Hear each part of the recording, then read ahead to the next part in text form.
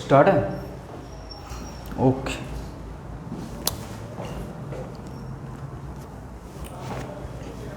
हाँ जी my dear students, कैसे हैं आप सभी।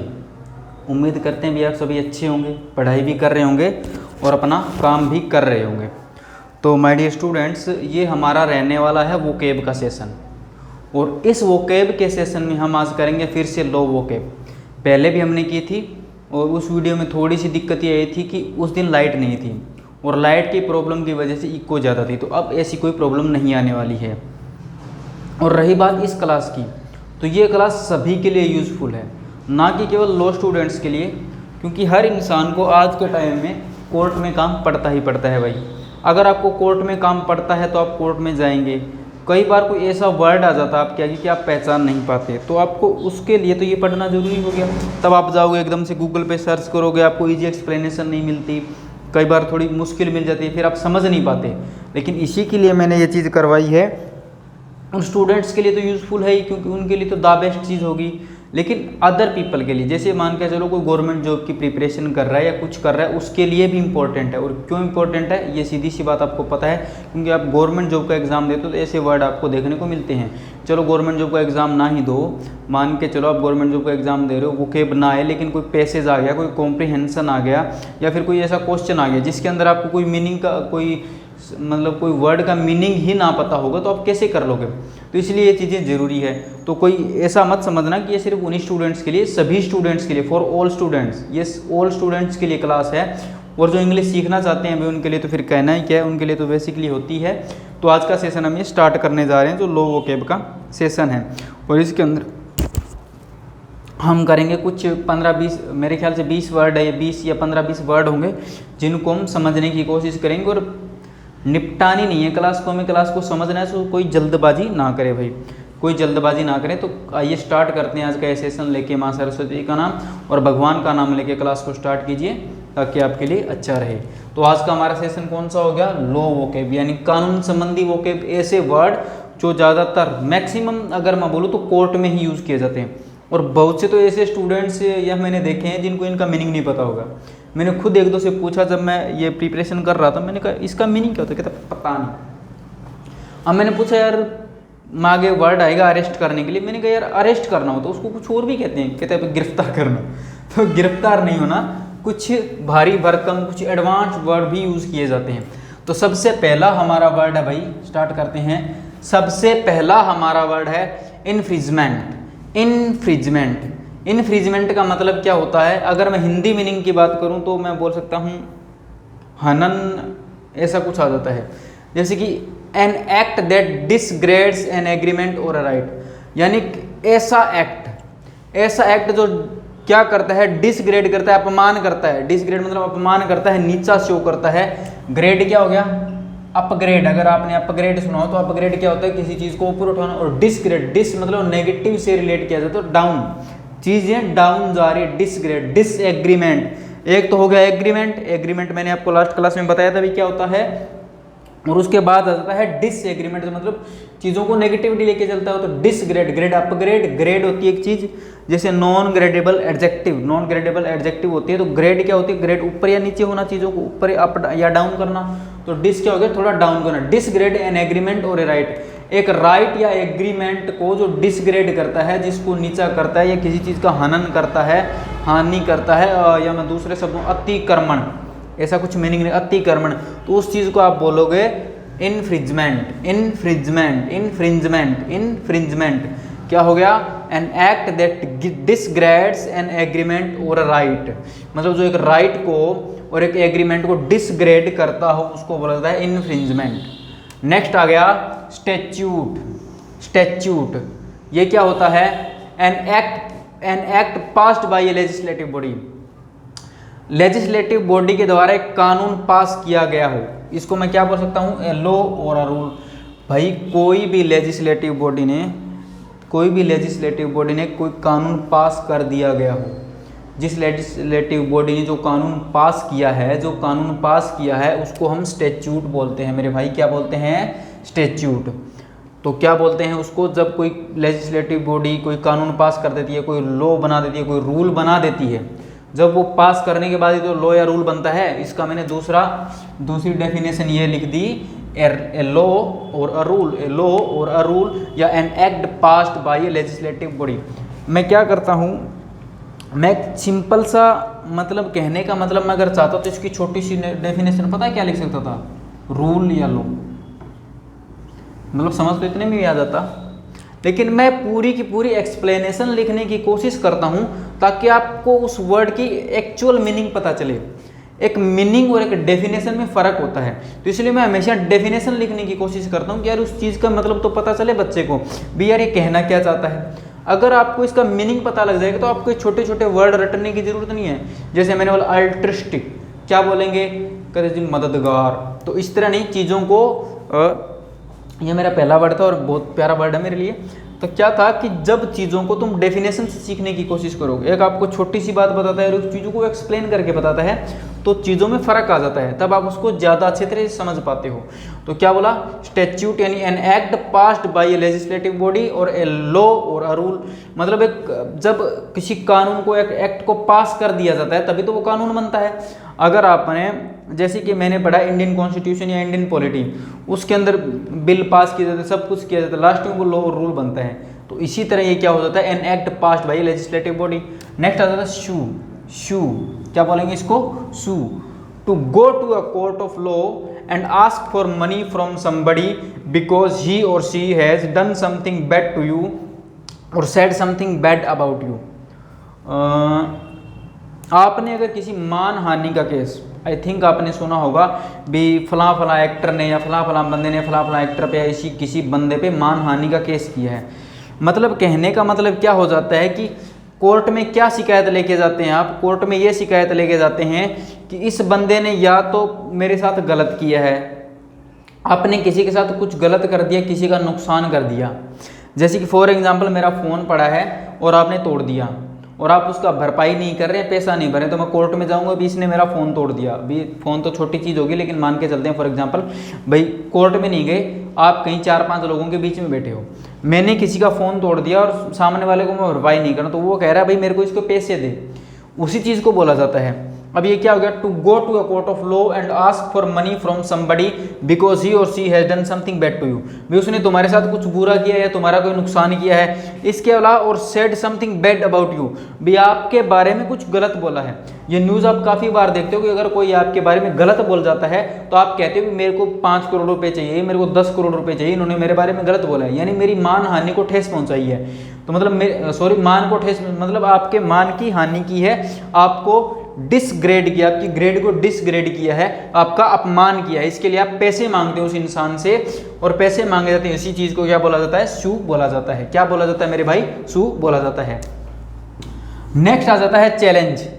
ये तो बहुत आसान सा वर्ड है, जल्दी खत्म करेंगे। Challenge, to invite somebody to fight, play, argue. मतलब किसी को इनवाइट करना लड़ाई करने के लिए, खेलने के लिए, आर्ग्यूमेंट्स के लिए, किस अगेंस्ट यू, अपने खिलाफ। जब आप किसी को कहते हैं, कहते आजा आजा लड़ मेरे साथ, तेरे में हिम्मत है क्या मेरे से लड़ने, तेरे में हिम्मत है क्या मेरे से लड़ने की, तब आप क्या बोलते हैं? चैलेंज बोलते हैं। उस चीज़ को चैलेंज बोला जाता है, चैलेंज बोला जाता है। कोर्ट में भी मैं आपको चैलेंज करता हूँ, जिस तरह कोई एडवोकेट चैलेंज कर देते हैं, जो भी कर देता है वो चीज़ें आप अच्छी तरीके से समझ पाओगे। तो अभी हमने कितने वर्ड कर लिए? पहला वर्ड, दूसरा वर्ड, तीसरा वर्ड, चौथा वर्ड, यानी 4 वर्ड हम कर चुके हैं। 4 वर्ड हम कर चुके हैं। तो आपको लेजिस्लेटिव बॉडी का भी पता होगा, अगर नहीं पता होगा तो मेरे से आप आके पढ़ सकते हैं इंडियन कॉन्स्टिट्यूशन में, ना कि इंग्लिश में, ठीक है। इसके अलावा इसमें कोई और ऐसा वर्ड तो मेरे ख्याल से आया नहीं। एग्रीमेंट भी आपको पता है, डिसग्रेड भी आपको पता है, लॉ रूल भी आपको पता है, कोई ज़्यादा मुश्किल वर्ड नहीं है इसके अंदर, ठीक है। मैंने इजी एक्सप्लेनेशन बनाने की कोशिश की है। तो आई होप आपको 4 वर्ड समझ आ गए। इनको जल्दी से कॉपी कर लीजिए ताकि मैं आगे भी करवाऊँ, क्योंकि आपको पता है टाइम लगता है इन चीज़ों में। सो थोड़ा सा आपको क्या करना पड़ेगा, थोड़ा सा आपको सब्र रखना पड़ेगा। 1-2 मिनट का टाइम मैं आपको ज़रूर दूंगा कॉपी करने के लिए। बाकी आप कोशिश कीजिएगा कि स्क्रीनशॉट ही ले लो भाई। तो चीज़ों को जब तुम इस तरह समझोगे तो इजी हो जाएगा। अब आपको ये चारों वर्ड मेरे ख्याल से माइंड में रहेंगे, तो इन चारों वर्डों को अच्छे तरीके से समझ भी रहे होंगे आप। तो जल्दी सी कॉपी कीजिए, मैं पानी पी लेता हूँ। आपने तो पानी पीना नहीं होता।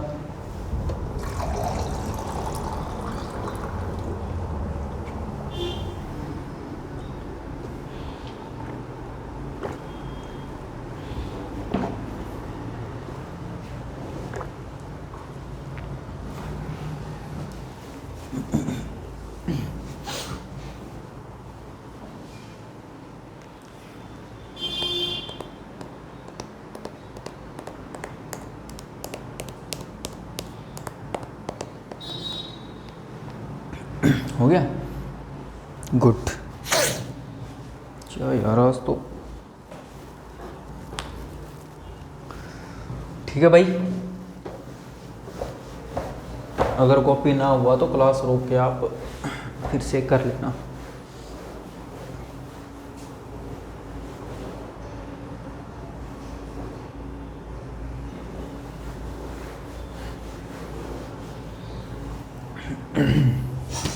नेक्स्ट है हमारा मेरे भाई वर्ड, चैनल तक हो गया ना, वॉइड।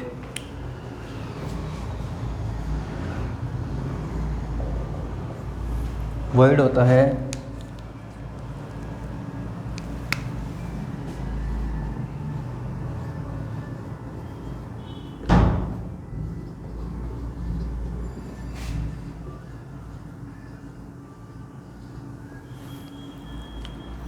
नेक्स्ट है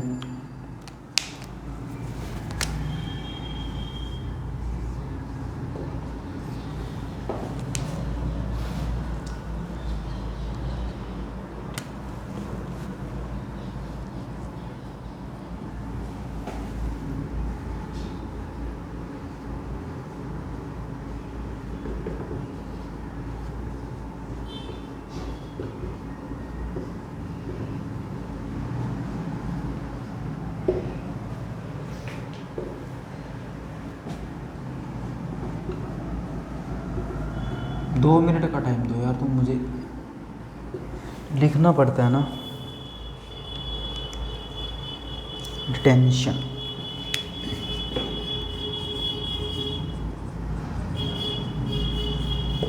मैं कोशिश करूँगा तुम्हें बीच बीच में थोड़ा बहुत मोटिवेट करने की भी, क्योंकि ये है ना लो वो कह है तो भाई कानून के साथ हम मजाक तो कर नहीं सकते। अगर हम कानून के साथ मजाक नहीं कर सकते तो तुम समझ रहे हो कि मैं बेसिकली जब वोकेब करवाता हूँ तो थोड़ा बहुत मजाक करने की आपके साथ कोशिश करता हूँ, लेकिन ये थोड़ी ऐसी वोकेब है जिसके अंदर सीरियस रहना बहुत ज़रूरी है, समझ गए।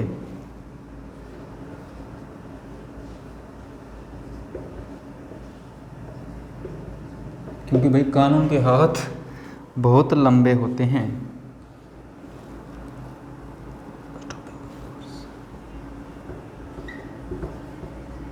तो कानून के हाथ इतने लंबे हैं, बच के रहना चाहिए। तो तुम्हें क्या करना है, इस क्लास में थोड़ा सा सीरियस रहना ही पड़ेगा। मैं खुद नहीं चाहता कि आप थोड़े बोर हो जाएं, लेकिन फिर भी कोशिश की जाएगी थोड़ा सा एंटरटेनमेंट करने की। बाकी पढ़ने वाला बंदा तो भाई एंटरटेनमेंट से दूर ही रहता है।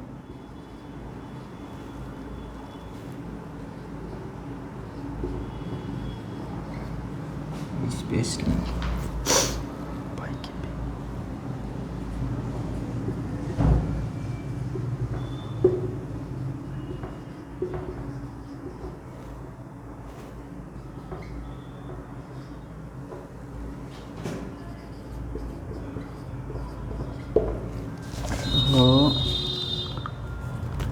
नेक्स्ट है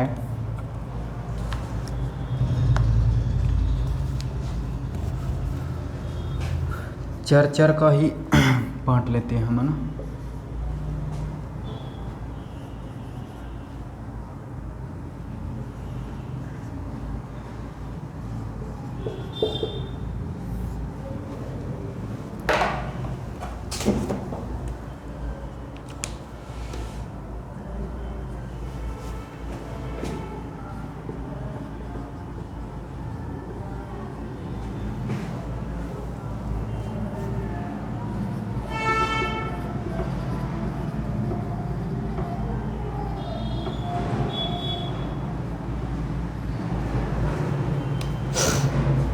बस एक मिनट।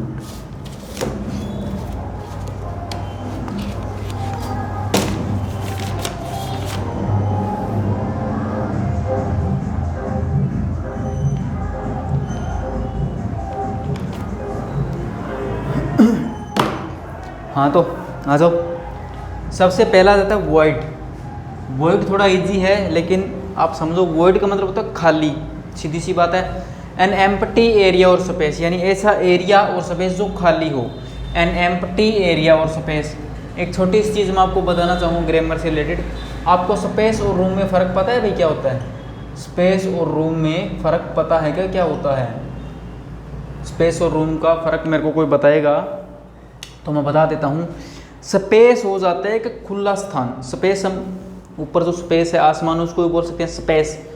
अब अगर आप बोलोगे आपकी गाड़ी में जगह नहीं है, तो आप कभी ये मत बोलना there is no space in my car, there is no space in my car. ये चीज़ रॉन्ग हो जाती है, क्योंकि स्पेस हो जाता है खुला एरिया, लेकिन रूम क्या होता है? There is no room in my car. आप ऐसा बोलोगे there is no room in my car, ये ग्रामेटिकली इनकरेक्ट होता है। There is no space in my car, तो आप क्या बोलोगे? There is no room in my car. तुम रूम कमरा मत समझो, ये रूम क्या हो जाता है? एक लिमिटेड एरिया हो जाता है, लिमिटेड एरिया हो जाता है जिसको हम रूम बोलते हैं। समझ रहे हो जो कहना चाहता हूँ? भी मैंने आपको एक्स्ट्रा चीज़ बताने की कोशिश की है, भी स्पेस और रूम को हम किस तरह यूज़ करते हैं। अगर तुम एरिया और स्पेस एक ही चीज़ मान सकता हूँ, दोनों सिनोनिम्स है, लेकिन रूम थोड़े छोटे के लिए आ जाता है, इसलिए आपने क्या बोलना है? जैसे कार के लिए किसी भी चीज़ तरह बोलना है, तो आप समझ रहे हो जो कहना चाह रहा मैं कि स्पेस किस लिए यूज़ करोगे और रूम किस लिए यूज़ करोगे। नेक्स्ट आ जाता है लूड। लूड सजेस्टिव ऑफ और टेंडिंग टू मोरल लूजनेस। भाई जिसके अंदर नैतिकता की कमी हो, जिसके अंदर नैतिकता की कमी हो उसको क्या बोला जाता है? लूड। लूड जिसके अंदर नैतिकता यानी मोरल लूजनेस, मैंने लिखा है मोरल लूजनेस की कमी हो, उसको लूड बोला जाता है। नेक्स्ट आ जाता है हमारा डिटेंशन। डिटेंशन ये क्या हो जाता है? The act of stopping a person living a place specially by keeping him her in prison. किसी इंसान को रोक के रखना या बांध के रखना, जैसे कि हम जेल में बंद कर देते हैं, सीधा सा मतलब हो जाता है specially by keeping him or her in prison. मतलब जब हम किसी पर्सन को जेल में रखते हैं तो उसको क्या बोला जाता है? डिटेंशन बोला जाता है। लेकिन स्पेशली जेल के लिए यूज़ किया जाता है लॉ के अकॉर्डिंग। लेकिन वैसे कई बार कोई बंदा जिस तरह कोई किडनैप कर लेता है, तो जिस तरह वो करता है उसी चीज़ को भी क्या बोल सकते हैं? हम डिटेंशन बोल सकते हैं। उसको भी हम क्या बोल सकते हैं? डिटेंशन बोल सकते हैं, क्योंकि उसने उसको रोका हुआ है, बांध के रखा हुआ है, जैसे भी रखा हुआ है, उसके लिए डिटेंशन वर्ड यूज़ किया जाता है। वर्ड यूज़ किया जाता है खालीपन के लिए, एन एम्प्टी एरिया और स्पेस। लूड यूज़ किया जाता है अनैतिकता के लिए, जिसके अंदर नैतिकता की कमी हो। और डिटेंशन यूज किया जाता है किसी को जेल में रखना या पर्सन को किस तरह रखना, भी बांध कर रखना या जैसे भी करना, बंद करके रखना किसी चीज़ में, किसी कमरे में या कहीं भी। नेक्स्ट आ जाता है misdemeanour. Misdemeanour a crime less serious than a felony. A crime less serious than a felony. Felony क्या होता है? मैंने आपको लास्ट सेशन में बताया था, अगर आपको याद ना हो तो मैं आपको बता देता हूँ, वैसे आपको याद होना चाहिए। फेलोनी का मतलब होता है कि ऐसा क्राइम जैसे आपने किसी को मर्डर, जैसे आपने कोई मर्डर कर दिया हो, ऐसा क्राइम, मर्डर करने जैसा क्राइम या उससे उसी की तरह का कोई क्राइम, तो उसको फेलोनी बोला जाता है। यानी बहुत बड़ा भयंकर क्राइम हो जाता है, उसको फेलोनी बोला जाता है। लेकिन मिसडेमिनर क्या हो जाता है? छोटा क्राइम होता है, लेकिन फेलोनी जैसा नहीं होता। फेलोनी जैसा क्राइम नहीं होता, लेकिन एक छोटे रूप मान सकता हूँ, छोटा रूप मान सकता हूँ। एक तो आपने किसी को थप्पड़ मारा, वो हो सकता है, लेकिन आपने किसी को जान से मारने की कोशिश की, वो तो फेलोनी हो जाता है। या किसी को मार दिया, लेकिन आपने किसी को थप्पड़ मार दिया, छोटी मोटी चोट दी है, तो मिसडेमिनर बोल सकते हैं हम उसको हम क्या बोल सकते हैं मेरे भाई? मिसडेमिनर बोल सकते हैं। तो क्या बताया मैंने? 5th 6th 7th 8th 9th और 10 वर्ड हमारे यहाँ तक हो गए। क्या हो गया? वर्ड मतलब एक एम्प्टी एरिया और स्पेस। और स्पेस किस लिए यूज़ किया जाता है? रूम किस लिए यूज़ किया जाता है? मैंने आपको बताया। इसके बाद आता है लूड, मतलब एक अनैतिकता भरी चीज़ जिसके अंदर नैतिकता की कमी हो। नेक्स्ट आ जाता है डिटेंशन, यानी किसी को गिरफ्तार करके जेल में रखना या किसी को वैसे बांध कर रखना। मिसडेमिनर क्या होता है? एक ऐसा क्राइम जो सीरियस हो। किससे सीरियस हो? सीरियस लेस सीरियस मतलब कम सीरियस देन ए फेलोनी, मतलब फेलोनी से भी कम सीरियस हो, यानी ऐसा क्राइम जो मर्डर वगैरह जैसे रिलेटेड चीज़ों से ना हो, तो उसको हम क्या बोल सकते हैं, मिसडेमिनर बोल सकते हैं। जल्दी से इसको कॉपी कीजिए मेरे भाई, फिर हम आगे बढ़ते हैं इस सेशन को लेके अपना।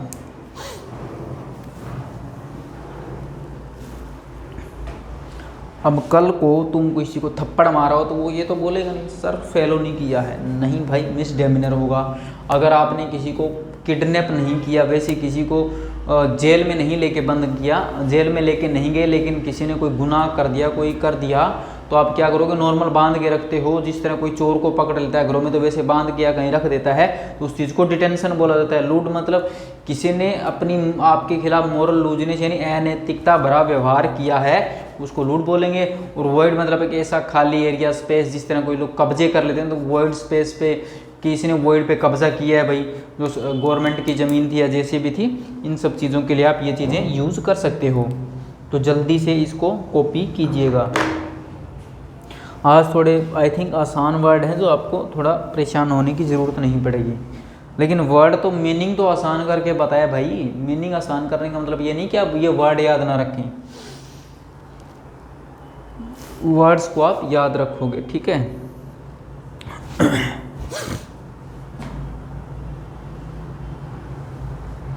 हे भगवान, हो गया।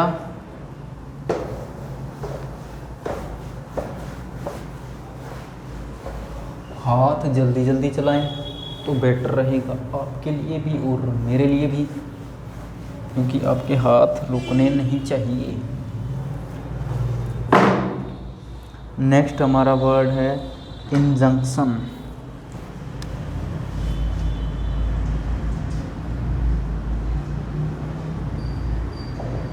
इंजंक्शन, इंजंक्शन क्या होता है भाई?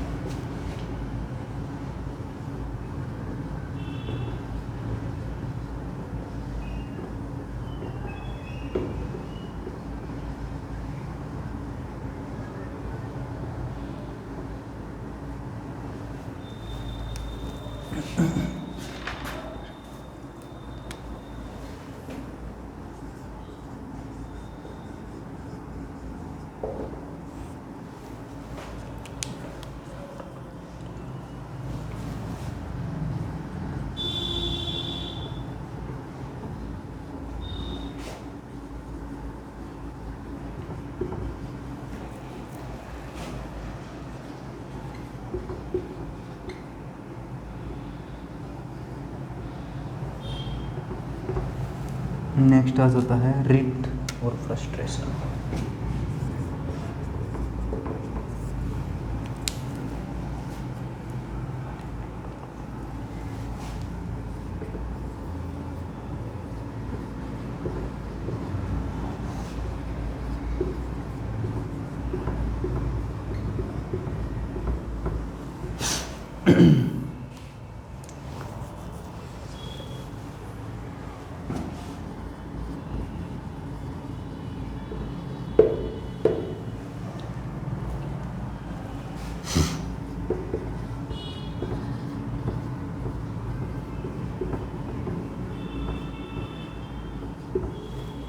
नेक्स्ट है आपका फ्रस्ट्रेशन।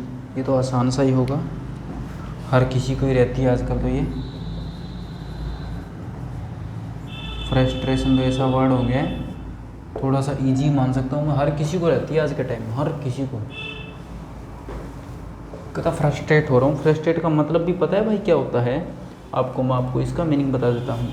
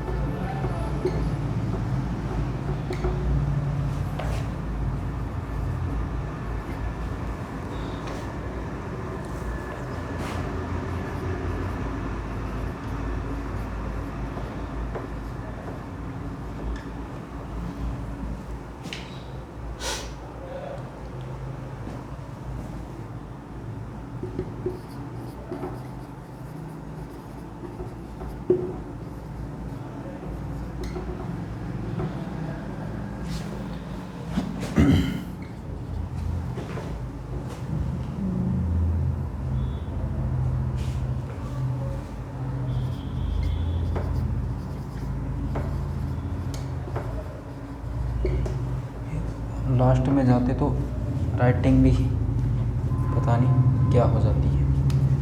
एक मिनट में देख लेता हूँ दिख रहा है क्या, क्योंकि आज भी कोई आया हुआ नहीं है भाई। यहाँ पे वो टेढ़े सारे, कोई बात नहीं।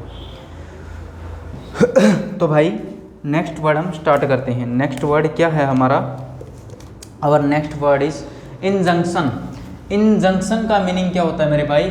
अ judiciary remedy to prohibit a party from doing something, यानी जुडिशरी के द्वारा क्या करना, किसी पार्टी को कुछ करने के लिए रोकना। जुडिशरी के द्वारा किसी पार्टी को कुछ करने के लिए रोकना, भी जो कानून के खिलाफ हो या जो उन चीज़ों की उल्लंघना कर रहा हो उस चीज़ को रोकना, तो उस चीज़ को क्या बोला जाता है? इंजंक्शन बोला जाता है। A judiciary remedy to prohibit a party, prohibit करना, पार्टी को रोकना, फ्रॉम डूइंग समथिंग, कुछ करने के लिए रोकना। नेक्स्ट आता है सम्मन। सम्मन्स तो आपने सुना होगा, बुलावा। सम्मन का मतलब होता है, सम्मन्स का मतलब बुलावा। An order to appear in a court of law, यानी कोर्ट में हाजिर होने के लिए, अपीयर होने के लिए जो ऑर्डर दिया जाता है, जो ऑर्डर दिया जाता है कोर्ट में हाजिर होने के लिए, अपीयर होने के लिए, प्रेजेंट होने के लिए, उसको सम्मन्स बोला जाता है। नेक्स्ट आता है रिट। रिट आ जाता है a legal order to do or not to do something, एक ऐसा कानूनी ऑर्डर जो कुछ करने या ना करने के लिए कहता है, given by A court of law, ये लॉ कोर्ट ऑफ लॉ के द्वारा दिया जाता है। जैसे कि अगर आपने सुना होगा आर्टिकल 32 कॉन्स्टिट्यूशन का, आर्टिकल 32 और 32 के अकॉर्डिंग तो करता है सुप्रीम कोर्ट, जुडिशियल रिट्स जारी करता है। और आर्टिकल 226 के अकॉर्डिंग क्या करता है? हाई कोर्ट जुडिशियल रिट जारी करता है। ये 5 प्रकार की रिट होती है। कौन कौन सी होती है? मेरे ख्याल से होती है यार, अब याद नहीं आ रही, मैंडामस, प्रोहिबिशन, सर्टियोरेरी, इस तरह की होती है 5। तो ये वैसे तो मैं एक्सप्लेन करता हूँ पढ़ाते टाइम, कोई दिक्कत नहीं है, पढ़ा देंगे जब कोई पढ़ने आएगा तो। ये होती है हमारी, ठीक है, हेबियस कॉर्पस, एक और होती है याद नहीं आ रही मुझे, ठीक है। तो ये 5 रिट्स होती हैं जो कोर्ट के द्वारा जारी की जाती है कि आपने ये करना है, ये नहीं करना। तो ये जुडिशियल रिट्स होती है, जैसे आर्टिकल 32 और आर्टिकल 226 के अकॉर्डिंग की जाती है हाई कोर्ट और सुप्रीम कोर्ट के द्वारा। तो आपने क्या बताया मैंने? A legal order to do or not to do something, भी क्या करना है और क्या नहीं करना, जो कोर्ट के द्वारा ऑर्डर दिया जाता है उसको बोला जाता है। नेक्स्ट आता है फ्रस्ट्रेशन। फ्रस्ट्रेशन, फ्रस्ट्रेशन का एक्चुअल मीनिंग क्या होता है? फ्रस्ट्रेशन का एक्चुअल मीनिंग होता है ए फीलिंग ऑफ एंगर, मतलब गुस्से की feeling, because you can not get what you want, भैया वो चीज़ प्राप्त नहीं कर सकते जो आप प्राप्त करना चाहते हैं। A feeling of anger because you can not get what you want, जो आप प्राप्त करना चाहते हैं वो प्राप्त नहीं कर सकते। समथिंग दैट कॉजेज, वो आपको, वो चीज़ आपको कारण बनती है you to feel like this, उस चीज़ को। जैसे कि फ्रस्ट्रेट कैसे होते हैं? फॉर एग्जाम्पल कुछ ले लेते हैं हम, भाई सस्ते आशिकों का एग्जाम्पल ले लेते हैं। भाई साहब ने बहुत प्यार किया लड़की से, बहुत प्यार किया, पढ़ा तो था नहीं, जब पढ़ेगा नहीं तो भाभी जी किसी और के साथ जाएंगी, ओबेस है, भाभी जी किसी और के साथ चली गई, बंदा फ्रस्ट्रेट हो गया, बंदे के मन में गुस्सा आ गया, ऐसा कुछ फील होने लग गया, भाई ऐसा हुआ क्यों, हुआ तो हुआ क्यों, तो उस चीज़ को फ्रस्ट्रेशन बोला था। वो उनको पा तो सकते नहीं है क्योंकि तब तो बैठ के पढ़े नहीं, तब तो बाबू के लिए, देखो मेरी क्लास का नोटिफिकेशन है, कोई बात नहीं अगली क्लास अटेंड कर लेंगे। मेरी क्लास के नोटिफिकेशन के लिए क्या सोचा उन्होंने, भी नेक्स्ट क्लास अटेंड कर लेंगे, यार क्या दिक्कत है, कल अटेंड कर लेंगे, सुबह कर लेंगे, शाम को कर लेंगे, अगले हफ्ते कर लेंगे, हफ्ते में 2 या 3 तो वीडियो आनी होती है। तो भाई साहब ने तब तो नोटिफिकेशन साइड में कर दिया, ऊपर से गुड मॉर्निंग, एक तो होता गुड मॉर्निंग लिखते हैं, कुछ मेरे जैसे तो GM लिख के छोड़ देते हैं, कुछ गुड, और कुछ ऐसे हो जाते हैं जो फ्रस्ट्रेट होते हैं, पता नहीं है वे लंबी लंबी छोड़ देते हैं, गूगल से कॉपी पेस्ट हमारा लो भी छोड़ो। तो बाद में क्या हो गया, भाभी जी ने देखा भाई लड़का पढ़ नहीं रहा है, कामयाब होगा नहीं, फिर उनको मिल गया कोई अच्छा लॉयर मिल गया, कोई एडवोकेट मिल गया, कोई कोई जज मिल गया बेचारे, कोई इनकम टैक्स ऑफिसर मिल गया, मैडम जी उनके साथ सेट होगी, तो वो बंदा क्या होगा, वो फ्रस्ट्रेट होगा, उसी को क्या बोला जाता है, फ्रस्ट्रेशन बोला जाता है। यानी ऐसी फीलिंग जिसमें आप कुछ पा नहीं सकते लेकिन आप उसको बहुत ज़्यादा चाहते हैं। तो भाई साहब अगर आप चाहते हैं पाना तो आपको मेहनत करनी पड़ेगी, और मेहनत का कोई शॉर्टकट नहीं होता, और मेहनत करने से भाई सीधी सी बात है, मेहनत करने से बंदा कामयाब होता है, मरता नहीं है। हमने तो किसी को मरते हुए देखा नहीं कि वो फलां बंदा मेहनत करता था और मर गया, हमने तो हमेशा किसी को कामयाब होते हुए देखा है। तो आपने भी क्या करना है, मेहनत करनी, ताकि आपके अंदर फ्रस्ट्रेशन ना आए, और घर वालों की तरफ से आपको सम्मन्स ना आए कि आप पढ़े नहीं और आपको सम्मन्स मिलने स्टार्ट हो गए। फिर आपके साथ क्या होगा, फिर आपके पापा आपके ऊपर इंजंक्शन लगाएंगे कि भाई तूने ये काम नहीं करना, मतलब नहीं करना। फिर आपके साथ ये होगा, आपके साथ आपके खिलाफ भी क्या, घर वाले कोई ना कोई रिट जारी कर देंगे, भाई तूने फ़ोन नहीं चलाना, तूने आज के बाद बाइक लेके इधर उधर फ्री में नहीं हाँडना, ये सब चीज़ें आपके साथ होने वाली हैं। तो पढ़ाई स्टार्ट कर दो, क्योंकि ये वर्ड मैं तुम्हारे साथ भी यूज़ कर सकता हूँ। फिर तेरे पापा बताएंगे बेटा इंजंक्शन, आज के बाद ये चीज़ तेरे लिए प्रोहिबिट है, सम्मन्स, इधर आ, काम करना है, खेत का काम करना है, ये करना है, वो करना है, रिट जारी की जाएगी, कोई ना कोई काम करना है और ये नहीं करना। फ्रस्ट्रेशन फिर आपके अंदर आनी है। तो इन सब चीज़ों से बचने के लिए आपको ये वर्ड याद करने होंगे और पढ़ाई करते रहना होगा। तो जल्दी से इनको कॉपी कीजिए और बुरा मत मानिए, क्योंकि जो सच्चाई है वो तो रहनी ही रहनी है मेरे भाई। तो पढ़ाई ज़रूरी है, क्योंकि जो खो दिया उसको तो नहीं पा सकते, लेकिन अपना फ्यूचर प्रेजेंट पे ही डिपेंड करता है। अगर आपने अपना प्रेजेंट सुधार लिया तो फ्यूचर ऑटोमेटिकली सुधर जाएगा। अब आप खुद देख लो, आपने प्रेजेंट सुधारना है, क्योंकि वो कहते हैं ना, अगर वो मेहनत करे तो पास हो जाए। तो मतलब मेहनत तो अभी करेगा ना, कि बाद में करेगा। मैं बोलता हूँ अगर वो मेहनत करेगा फ्यूचर में तो फ्यूचर में कामयाब हो जाएगा। तो मेहनत तो आपको अभी से स्टार्ट करनी होगी। If you works hard he will pass, if you works hard he will pass, he will success, या जो भी है।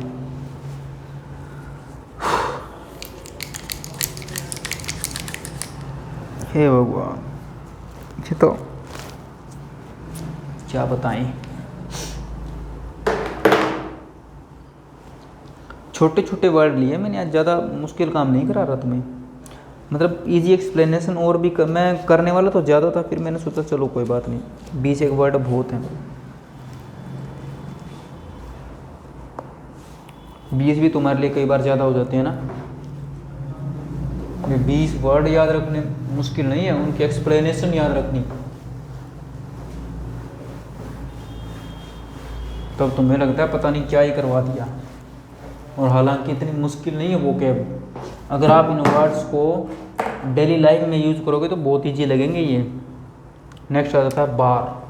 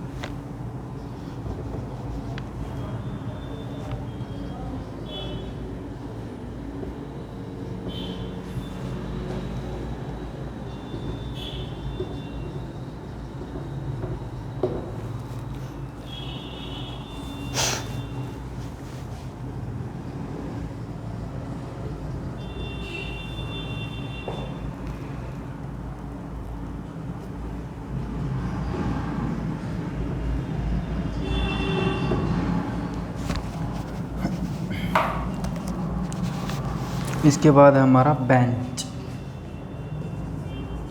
बेसिक ये इजी वर्ड है, लेकिन एक्सप्लेनेशन तो तुम्हें पता होनी चाहिए ना मीनिंग मेरे भाई।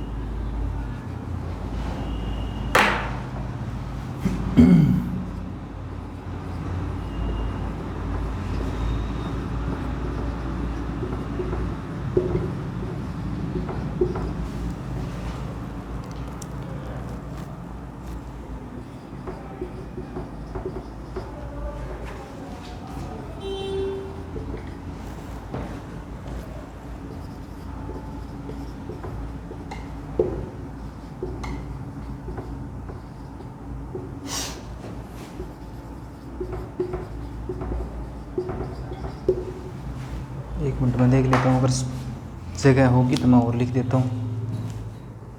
नहीं है भाई। तो अगला हमारा क्या वर्ड है? बार है क्या? हाँ, बार। वो वाला बार नहीं जिसमें तुम कोल्ड ड्रिंक पीने जाते हो, ये वो वाला बार नहीं है भाई। ये बार कोर्ट का अलग होता है। An association or group of lawyers who are licensed with the state bar council to practise in the courts. एक ऐसा समूह, एक ऐसा संगठन या लॉयर्स का, यानी वकीलों का समूह जो क्या करता है, जिनको लाइसेंस दिया जाता है स्टेट बार काउंसिल के अंदर कोर्ट में प्रैक्टिस करने के लिए। जो स्टेट बार काउंसिल के द्वारा लाइसेंस दिया जाता है कोर्ट में प्रैक्टिस करने के लिए, उसको क्या बोला जाता है? बार बोला जाता है। जो एक संगठन हो सकता है, समूह हो सकता है, या लॉयर्स का समूह हो सकता है, उसको हम बार बोल सकते हैं भाई। An association or group of lawyers who are licensed with the state bar council to practise in the courts. भाई ऐसा समूह या ऐसे वकीलों का समूह या ऐसा संगठन जिनको स्टेट बार काउंसिल क्या देता है? एक लाइसेंस देता है कोर्ट में प्रैक्टिस करने के लिए, ठीक है, उसको बार बोला जाता है। नेक्स्ट आ गया बेंच। बेंच क्या होता है? Location in the court room. Court room के अंदर जो लोकेशन, वहाँ पे जहाँ पे जज बैठता है, वेयर ए जज सिट्स। अब ये क्या, जज एक भी बैठ सकते हैं, जज 1+ भी बैठ सकते हैं, यानी 1 और मोर, यानी एक और एक से ज़्यादा कितने भी जज बैठ सकते हैं, उस चीज़ को हम बेंच बोलते हैं। नेक्स्ट आ गया हमारा ट्रेसपास। ट्रेसपास क्या होता है? To go on to someone's land और enter their building without permission. यानी जब आप किसी की ज़मीन में, किसी की लैंड में, या किसी की बिल्डिंग में, किसी के घर में, किसी की ज़मीन में बिना परमिशन घुस जाते हैं। बिना परमिशन जब आप किसी की ज़मीन में, किसी के घर में, किसी की बिल्डिंग में घुस जाएंगे तो उसको बोला जाता है ट्रेसपास। क्या बोला जाता है मेरे भाई? उसको ट्रेसपास बोला जाता है। बेंच किसको बोला जाता है? जहां पर कोर्ट रूम के अंदर जो ऐसा स्पेस, ऐसी लोकेशन जहां पर जज बैठते हैं, उसको बेंच बोला जाता है। बार का मतलब क्या होता है? An association of group of lawyers who are licensed with the state bar council to practise in the courts. जो स्टेट बार काउंसिल जिनको क्या देता है? लाइसेंस देता है। ये स्टेट बार काउंसिल वगैरह, इनके मीनिंग कभी नेक्स्ट वीडियो में अच्छे तरीके से हम करेंगे, क्योंकि ये चीज़ें अलग आ जाती है। इनके बारे में एक सेपरेट वीडियो बनेगी भी। स्टेट बार काउंसिल क्या होता है, अलग अलग चीज़ों के बारे में अलग अलग। फिर मैं उस चीज़ को अलग रखने की सोच रहा हूँ, इसी वजह से मैंने यहाँ पे बताया नहीं, ठीक है। तो आपको ट्रेसपास पता लग गया, बेंच पता लग गया, और क्या लग गया? बार पता लग गया। बार पता लग गया मेरे भाई। तो कितने वर्ड हो गए? मेरे ख्याल से 12 हो गए थे क्या पहले? पता नहीं, चलो कितने हो गए ये आप काउंट कर लेना।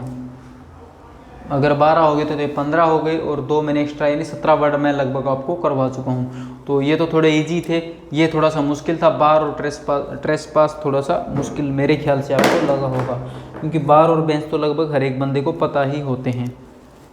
तो 1 मिनट के अंदर इसको आप छाप दीजिएगा। फिर हम करते हैं नेक्स्ट 1-2 वर्ड्स, जो 4-5 बच के वो भी हम जल्दी से निपटाते हैं मेरे भाई। और कोशिश करेंगे आज की क्लास हम थोड़ी छोटी रखेंगे, क्योंकि पिछली वाली लगभग 1 आवर प्लस चली गई थी। लेकिन क्या करें, उसमें थोड़े टेक्निकल वर्ड्स ज़्यादा थे ना, इसी वजह से।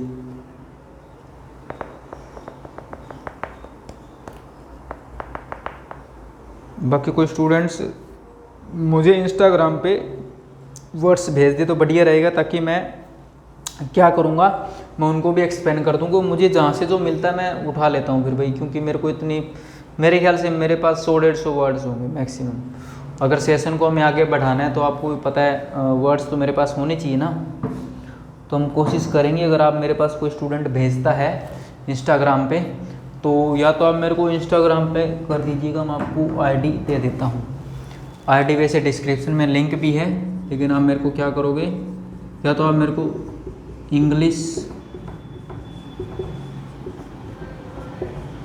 इंग्लिश वोकेबलरी इस पे भेजोगे, ठीक है। या फिर आप मेरे को व्हाट्सअप कर सकते हो। व्हाट्सअप का जो नंबर है मेरा ऑफिस का, उस पे ऊपर आप मुझे भेज सकते हो कोई पीडीएफ या इस तरह, ठीक है।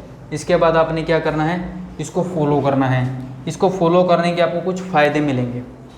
फ़ायदे क्या होंगे भाई, सबसे पहला फ़ायदा मैं आपको बता देता हूँ, इसके ऊपर रोज़ एक क्विज कराया जाता है वोकेब से रिलेटेड। उसके बाद आपको मोटिवेशन दिया जाता है, मोटिवेशन के साथ साथ आपको वोकेब दी जाती है भाई। वोकेब के साथ साथ आपको स्पोकन स्किल्स यानी छोटी छोटी रील्स डालता हूँ मैं, जिसके अंदर मैं जैसे थैंक यू बोलने के तरीके, सॉरी बोलने के तरीके, एक बार तो मैंने आई लव यू बोलने के तरीके भी डाले थे। तो कुछ ऐसी चीज़ें करवाई जाती है। इसके अलावा आपको मिलेंगे मान के चलो करंट अफेयर्स भी थोड़ा बहुत जो नॉलेज होगी, जैसे आज कौन सा डे है, जैसे कल महात्मा गांधी जी की जयंती थी, कल क्या मतलब जिस दिन मैंने वीडियो, कल क्या थी 2-3 दिन पहले थी, जब थी तब की बात है, तो जब थी तो उसके बारे में कुछ बातें, जैसे जो भी होगा उसके अकॉर्डिंग हम कुछ ना कुछ करते रहते हैं। तो आपने इस चीज़ को ज़रूर से ज़रूर क्या करना है, फॉलो करना है। और चैनल को तो सब्सक्राइब आपको पता है करना ही होता है। वीडियो को पूरी देखा करें, ठीक है। आप कोई भी डाउट हो या तो आप मुझे यहाँ भेजेंगे या फिर आप मुझे वहाँ भेजेंगे, इसके अलावा कोई और ऑप्शन नहीं है। पर्सनल नंबर मैं देता नहीं हूँ, सॉरी भाई, उसके लिए माफ़ कीजिएगा।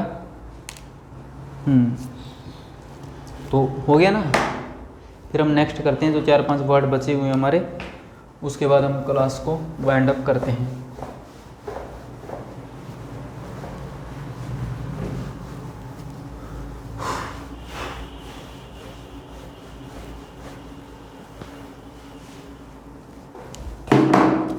अब हमारा नेक्स्ट है इंटेरोगेशन और एप्रीहेंड।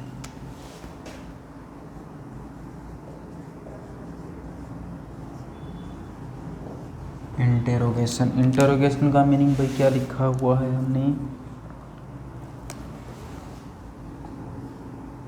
ओह माय गॉड यार,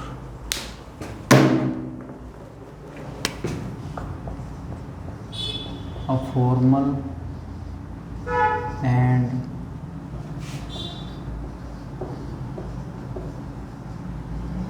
systematic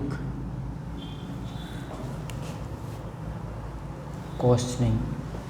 मैं इंक डाल लेता हूँ भाई,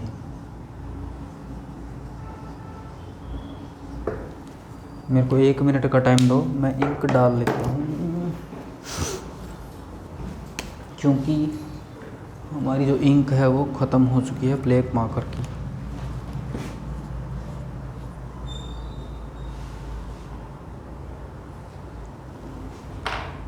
और दोनों ब्लैक मार्कर में इंक ख़त्म, ऐसा कैसे चलेगा।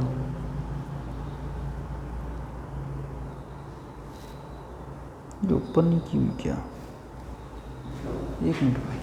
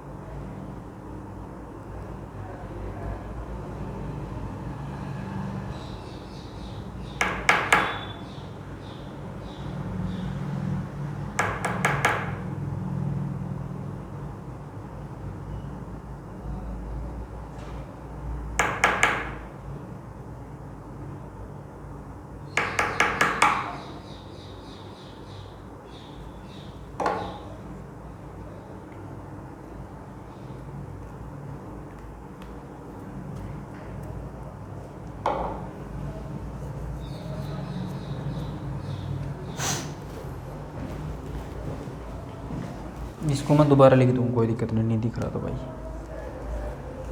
बस 1 मिनट का टाइम दे दो तुम मुझे।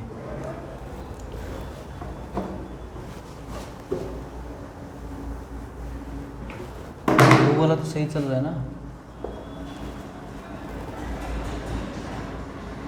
क्या बात रे, चल जा, 1 मिनट।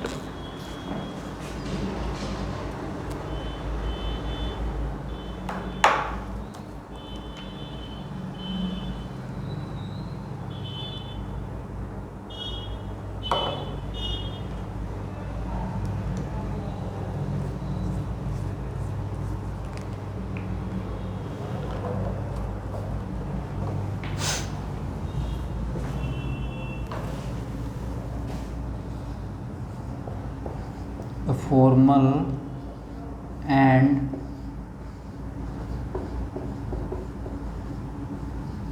systematic questioning.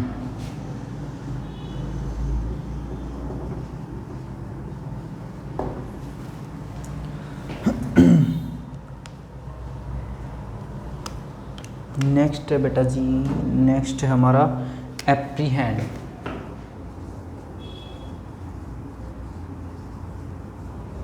एप्रीहेंड क्या होता है? To catch somebody and arrest,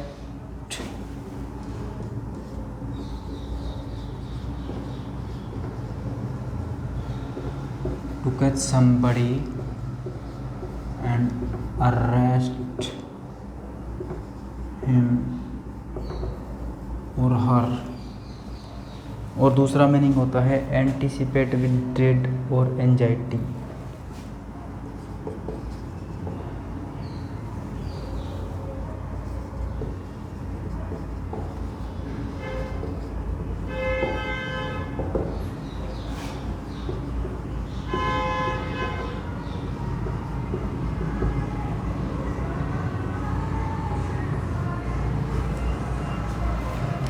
next word है मैजिस्ट्रेट।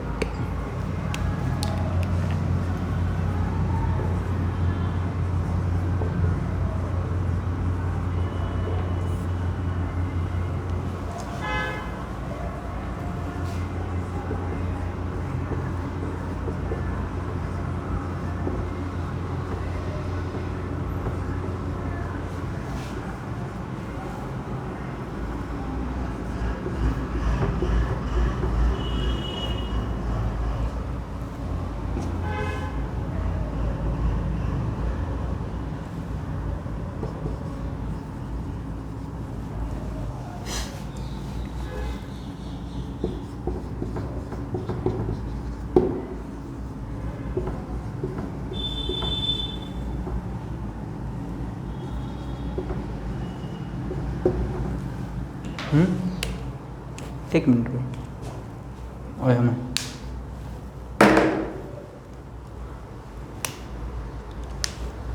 एक मिनट का वेट करो, मैं अभी आया।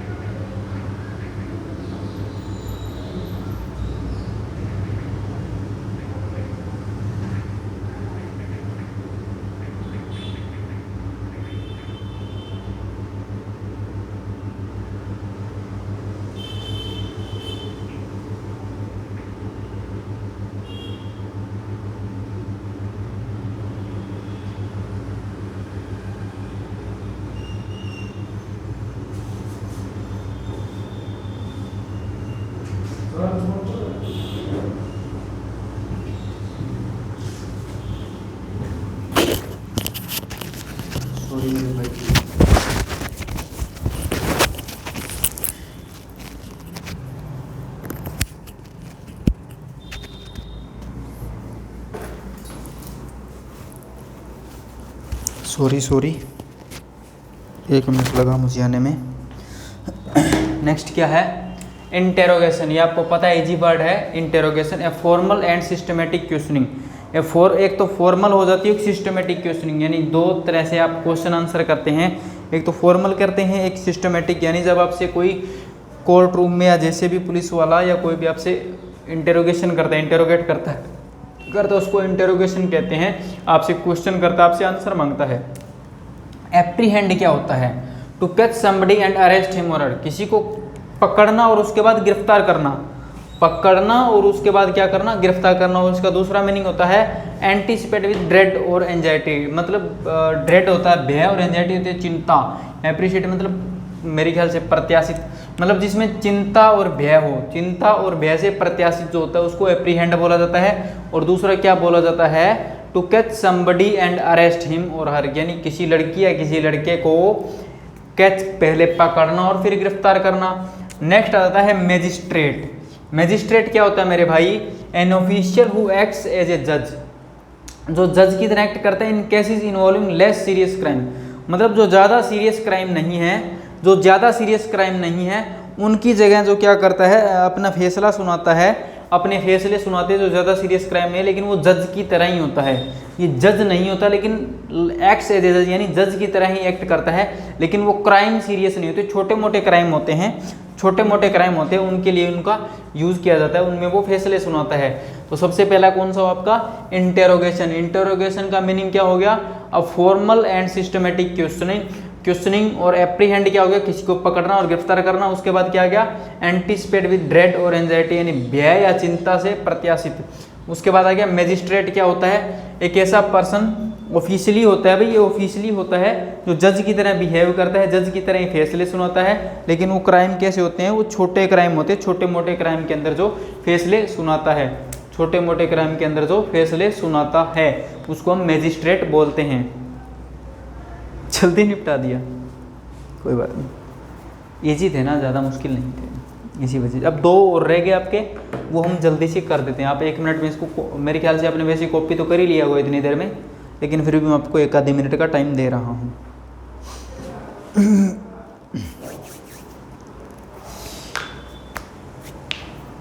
मुश्किल नहीं है ना, लेकिन फिर भी हम पढ़ नहीं रहे, दिक्कत तो ये है। अब इतनी आसान लो वो कैब है, इतनी आसान है, अगर देखो तो ये कुछ वर्ड्स आ जाते हैं भी, वर्ड्स बहुत बड़े बड़े ऐसी बात नहीं है, लेकिन जब हम इनको समझेंगे ना तो बहुत ईजी लगेंगे, तो इसलिए चीज़ों को समझना ज़रूरी है। इतनी आसान लगती है। मैंने सिर्फ फर्स्ट डे मेरे को बेशक टाइम लगा था, लेकिन ये मैंने 15-20 मिनट में ही तैयार की थी मेरे ख्याल से। अभी मैंने जस्ट तैयारी की है, मूड बन गया मैं कि चल इस बार लोगों के भी करवा देते हैं। बाकी मेरी सलाह थी इडियम्स फ्रेजेस की, वो नेक्स्ट टाइम करेंगे, मीडियम्स एंड फ्रेजेस, फिर एंटोनिम्स सिनोनिम्स करना। तो हमने सारी की वोकेब ही, हमें वोकेब तो क्या कर रखा है, वोकेब तो मैंने अपने चैनल पे टोटली फ्री कर रखी है भाई। वोकेब आपको फ्री ऑफ कॉस्ट ही मिलने वाली है, हाँ वोकेब आपको फ्री ऑफ कॉस्ट। लेकिन उसके बाद ग्रामर और स्पोकन की बात करें तो उसके लिए आपको पैसा देना होगा, क्योंकि भाई हमें भी जीना है, तो हमें जीना है तो हमें पैसा चाहिएगा, और पैसे हमें आप भी दे सकते हैं मेरे स्टूडेंट्स ही। नेक्स्ट हमारा एम्बेजलमेंट।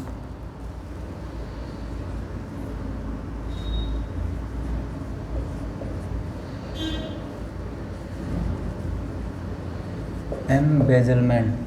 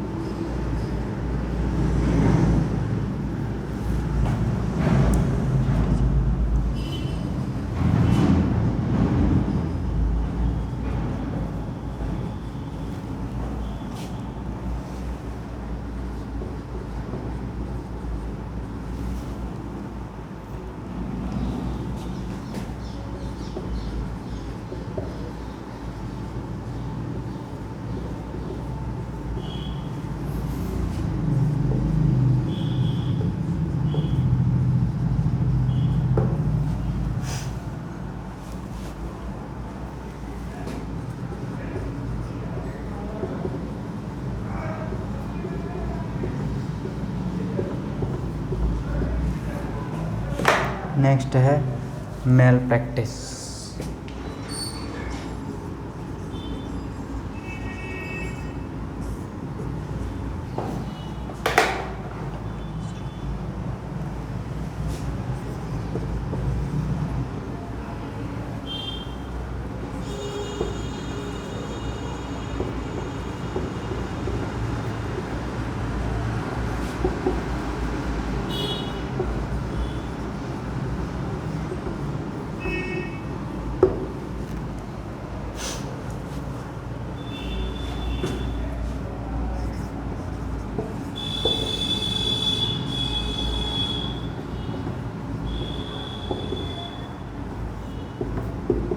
लो जी, आपके इतने ही वर्ड हैं आज के जिनको हम निपटा देते हैं। निपटाना क्या है, हमने एक एक वर्ड को समझा ही है भाई। सबसे पहला आता है एम्बेजलमेंट। एम्बेजलमेंट क्या होता है बेटा? The crime of secretly taking money that is in your और that belongs to an organisation और बिजनेस यू वर्क फॉर। यानी कहने का मतलब क्या हुआ, जब आप कोई कंपनी में काम करते हैं या किसी ऑर्गेनाइजेशन के लिए काम करते हैं, कहीं भी आप काम करते हैं, जैसे कि आप कोई एमएनसी कंपनी में काम करते हैं, आपने क्या किया, कोई दूसरी कंपटीशन वाली कंपनी को क्या किया, उसका डाटा बेच दिया। उसका डेटा जो आप क्या करें, सेल कर रहे हैं अपने फ़ायदे के लिए। कंपनी में किसी को पता नहीं लग रहा, ना बॉस को पता लग रहा, ना कुछ और को। यानी आप अपने फ़ायदे के लिए महंगे दामों पे जैसे भी आप बेच रहे हैं, कंपनी का नुकसान कर रहे हैं, कंपनी के साथ आप क्या कर रहे हैं, धोखा कर रहे हैं। इसीलिए क्या बताया गया, the crime of secretly taking money. जब आप किसी से रिश्वत लेते हैं या मनी लेते हैं, लेकिन किस लिए, दैट इज इन योर और, जो आपके अंदर हो, मतलब आपकी वजह से, that belongs to an organisation और बिजनेस यू वर्क फॉर। यानी किसी कंपनी के लिए, किसी बिजनेस के लिए, किसी ऑर्गेनाइजेशन के लिए जब आप काम करते हैं, उसमें जब आप किसी दूसरी कंपनी से या दूसरे पर्सन से पैसा लेते हैं, उसकी जानकारी देते हैं उनको, जो चोरी करते हैं, जैसे आपने फिल्मों में या कहीं देखा होगा, तो ये सब चीज़ें होती है, तो उसको एम्बेजलमेंट ही बोला जाता है। उसको क्या बोला जाता है बेटा जी, एम्बेजलमेंट बोला जाता है। नेक्स्ट आ जाता है मेल प्रैक्टिस। अभी कुछ टाइम बाद जब मैं आपको रूट वोकेब करूँ तो मेल, मेल मतलब नेगेटिव ही रिलेट किया जाता है, मेलिस या ऐसे बहुत से वर्ड होते हैं जो मैं करवाऊंगा आपको, ठीक है, याद करवा देना मेरे को। मेल करवाना है तो ये इसको मीनिंग ही नेगेटिविटी से लिया जाता है। तो क्या मीनिंग निकला, केयरलेस, रॉन्ग और illegal behaviour while in a professional job. यानी जब आप किसी प्रोफेशनल जॉब में होते हैं तब आप एक केयरलेस या रॉन्ग या इलीगल बिहेवियर करते हैं। जब आप किसी प्रोफेशनल जॉब में होते हैं, कहीं काम कर रहे होते हैं, और जब आप इलीगल बिहेवियर करते हैं, गलत काम करते हैं, केयरलेस, अपनी केयर पूरी नहीं दिखाते, यानी आप उसके साथ क्या करते हैं, धोखाधड़ी करते हैं, तो उस चीज़ को क्या बोला जाता है मेरे भाई, मेल प्रैक्टिस बोला जाता है। और एम्बेजलमेंट किसको बोला जाता है, जब आप किसी से सीक्रेटली पैसा ले लेते हैं, लेकिन लेते क्यों हैं, क्योंकि आप क्राइम कर रहे हैं, आप धोखा कर रहे हैं अपनी कंपनी के साथ, जहाँ भी आप काम करते हैं उसके लिए आप क्या कर रहे हैं, आप धोखा कर रहे हैं। तो समझ रहे हो, मेरे कहने का मतलब ये हो गया कि आपने ये 15-20 वर्ड्स किए हैं, मेरे ख्याल से 20 वर्ड हो गए हमारे। तो आपने क्या करना है, हमने एक एक वर्ड को अच्छे तरीके से समझा है। अच्छे तरीके से समझने के साथ साथ हमने क्या कि हर वर्ड की एक्सप्लेनेशन दी है, हर वर्ड की मैंने डेफिनेशन दी है। तो आपने उन चीज़ों को याद रखना है, चीज़ों को समझना है, और ज़्यादा से ज़्यादा इनको पढ़ना है। जो पिछले वर्ड करवा दिए उनको भी याद करना है, और ये वर्ड करवा दिए इनको भी याद करना है। और मैंने आपको बताया आपको इंस्टाग्राम पे भी फॉलो करना है, आपको वीडियो को लाइक करना है, आपको वीडियो को शेयर करना है, आपको वीडियो पे कमेंट करने हैं, आपको चैनल को सब्सक्राइब करना है, और ज़्यादा से ज़्यादा दोस्तों के पास शेयर करोगे तो मैं आगे से आपके लिए और सेशंस भी लेके आने वाला हूँ। स्पेशली इसके कह रहा हूँ, वैसे वो कैब आती रहेगी, लेकिन लो वो कैब का तभी फ़ायदा करवा पाऊँगा ना मैं, जब आप आगे मेरी मदद करोगे, जब आप मुझे अपना प्यार दिखाओगे कि सर हम पढ़ रहे हैं, तब मैं ये चीज़ें आगे बढ़ाने वाला हूँ। तो आपके लिए एक वीडियो पहले आई थी, वो भी आपने अच्छे तरीके से पढ़नी है। उसके अलावा कोई भी डाउट होगा तो आप मेरे को या तो इंस्टाग्राम पे मैसेज करोगे या फिर आप मेरे को व्हाट्सअप पे करोगे, ठीक है। व्हाट्सअप नंबर मैंने आपको दे दिया, इंस्टाग्राम आईडी आपको पता है, डिस्क्रिप्शन में लिंक है, तो आपको कोई दिक्कत लेने की ज़रूरत नहीं है। उसके बाद रही बात आपके मोटिवेशन की, तो मोटिवेशन ये तो है नहीं कि आपको पता है क्या होता है मेरे भाई, हम जैसे कि आपने किसी टीचर से, किसी मोटिवेशनल स्पीकर से या कहीं से भी कुछ बातें सुन ली, उसने आपको पुश कर दिया, नज़ कर दिया, भाई ठीक है, आपको थोड़ा मोटिवेट कर दिया, लेकिन वो क्या रहता है, मैक्सिमम 1 दिन रहती है वो चीज़ें रहती है मैक्सिमम 1 दिन या 2-3 घंटे, 4-5 घंटे ऐसे रह जाती है। तो हम उसके बाद क्या करते हैं, हम उसके बाद उन चीज़ों में इतना ज़्यादा सीरियस नहीं रहते। इसलिए आज का टाइम ऐसा हो गया कि बंदे को मोटिवेशन की नीड पड़ती है, क्योंकि पहली बात तो खाना पीना ही ऐसा हो गया हमारा, जब हम मोटिवेशन की ज़रूरत पड़ती ही है तो हम क्यों ना एक काम करें, खुद के अंदर एक जुनून बना ले, हाँ भाई मैंने तो ये करना है, मैंने ये ठान लिया। और सबसे बड़ा मोटिवेशन होते हैं हमारे माँ बाप, सबसे बड़ा मोटिवेशन होते हैं हमारे माँ बाप। जब भी आप कभी डिमोटिवेट हों तो एक बार उनका चेहरा देख लेना, एक बार उनकी आंखों में देखोगे, एक बार उनका चेहरा देखोगे तो आपको पता लगेगा वो किस उम्मीद से आपके ऊपर पैसा लगा रहे हैं, क्यों आपको पढ़ा रहे हैं। क्योंकि वो सोचते हैं कि आपका फ्यूचर अच्छा होगा और आपके साथ साथ हमारा फ्यूचर अच्छा होगा। तो उससे बड़ा मोटिवेशन तो कोई हो नहीं सकता। और मेरे मोटिवेशन की बात करूँ तो भाई हमें तो जूते पड़ते होते थे, थप्पड़ पड़ते होते थे, जिसकी वजह से हम पढ़ लिए। लेकिन आजकल थोड़ा सा माँ बाप कई बार स्ट्रिक्ट नहीं होते, तो मैं बता रहा हूँ, तो आप अपने माँ बाप का चेहरा ज़रूर देखें। अपने फ़ोन के वॉलपेपर पर माँ बाप की फ़ोटो लगा के रखिए, ताकि जब भी फ़ोन खोलो गलत कामों में ध्यान से, हाँ मम्मी पापा की फ़ोटो है, मुझे पढ़ना है, मुझे अपना काम करना है। तो इन सब चीज़ों की तरफ ध्यान दें, ना कि गलत चीज़ों की तरफ। और रही बात, आप बाकी चीज़ों को एक्सप्लेन कीजिएगा, ठीक है। तो मिलते हैं नेक्स्ट क्लास में। तो thank you my dear students, channel को वीडियो को लाइक कीजिए, चैनल को सब्सक्राइब कीजिए, थैंक यू। हाँ करण, नमस्ते, ठीक है।